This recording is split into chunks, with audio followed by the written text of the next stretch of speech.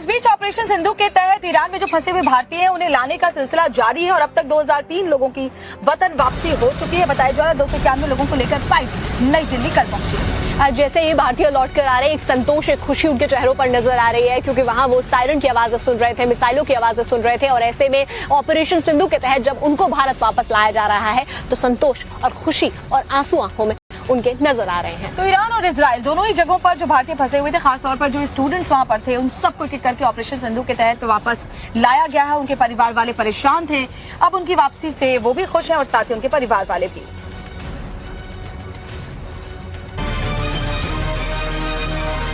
चेहरे पर सुकून, आंखों में चैन, सलामत वापसी की खुशी साफ देखी जा सकती है। जैसे ही 290 भारतीयों को लेकर फ्लाइट ईरान से दिल्ली पहुंची, लोगों की खुशी का ठिकाना नहीं रहा। किसी की आंखें नम थी तो किसी की आंखों में अपनों के बीच दौर का रहने वाला। कैसी सुविधा थी? एम्बेसी ने सारा हेल्प किया? बहुत कोऑपरेट किया, बहुत अच्छा होटल रखे, एकोमोडेशन अच्छा रहा। पहली मर्तबा देखा कि हमारा एम्बेसी पूरा स्टाफ हमारे साथ था। एम्बेसी का और ईरान गवर्नमेंट का सपोर्ट ज़बरदस्त था। हर एक तरीके से उन्होंने हमको सपोर्ट किया। हर जगह होटल में रहना हो गया, ट्रैवलिंग हो गया और यहाँ तक पहुँचना हो गया, हर एक चीज़ में उन्होंने सपोर्ट सही से किया।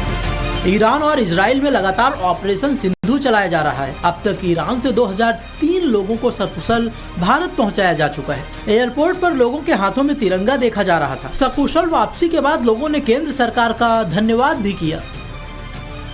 और इस बीच ऑपरेशन सिंधु के तहत ईरान में जो फंसे हुए भारतीय हैं उन्हें लाने का सिलसिला जारी है और अब तक 2003 लोगों की वतन वापसी हो चुकी है। बताया जा रहा है 291 लोगों को लेकर फ्लाइट नई दिल्ली कल पहुंची।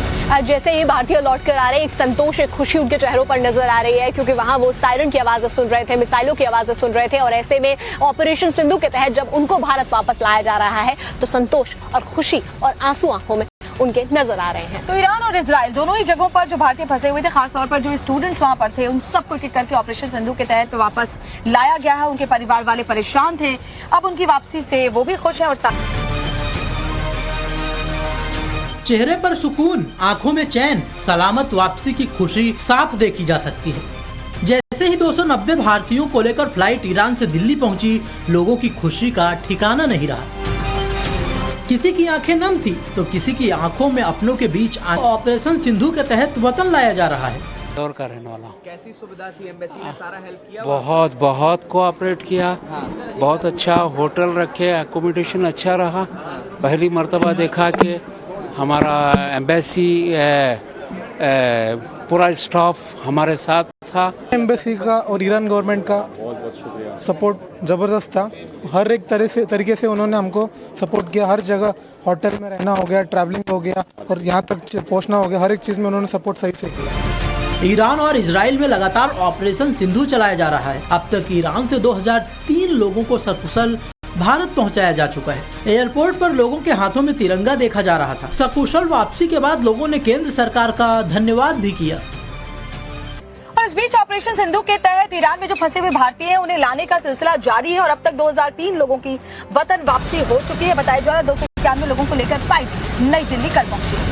जैसे ही भारतीय लौट कर आ रहे हैं, एक संतोष, एक खुशी उनके चेहरों पर नजर आ रही है, क्योंकि वहां वो सायरन की आवाजें सुन रहे थे, मिसाइलों की आवाजें सुन रहे थे और ऐसे में ऑपरेशन सिंधु के तहत जब उनको भारत वापस लाया जा रहा है तो संतोष और खुशी और आंसू आंखों में उनके नजर आ रहे हैं। तो ईरान और इजराइल दोनों ही जगहों पर जो भारतीय फंसे हुए थे, खासतौर पर जो स्टूडेंट्स वहां पर थे, उन सबको एक एक करके ऑपरेशन सिंधु के तहत वापस लाया गया है। उनके परिवार वाले परेशान थे, अब उनकी वापसी से वो भी खुश हैं और साथ ही उनके परिवार वाले भी। चेहरे पर सुकून, आंखों में चैन, सलामत वापसी की खुशी साफ देखी जा सकती है। जैसे ही 290 भारतीयों को लेकर फ्लाइट ईरान से दिल्ली पहुंची, लोगों की खुशी का ठिकाना नहीं रहा। किसी की आंखें नम थी तो किसी की आंखों में अपनों के बीच ऑपरेशन सिंधु के तहत वतन लाया जा रहा है। दौर का रहने वाला। कैसी सुविधा थी? एम्बेसी ने सारा हेल्प किया? बहुत कोऑपरेट किया, बहुत अच्छा होटल रखे, एकोमोडेशन अच्छा रहा। पहली मर्तबा देखा कि हमारा एम्बेसी पूरा स्टाफ हमारे साथ था। एम्बेसी का और ईरान गवर्नमेंट का सपोर्ट ज़बरदस्त था।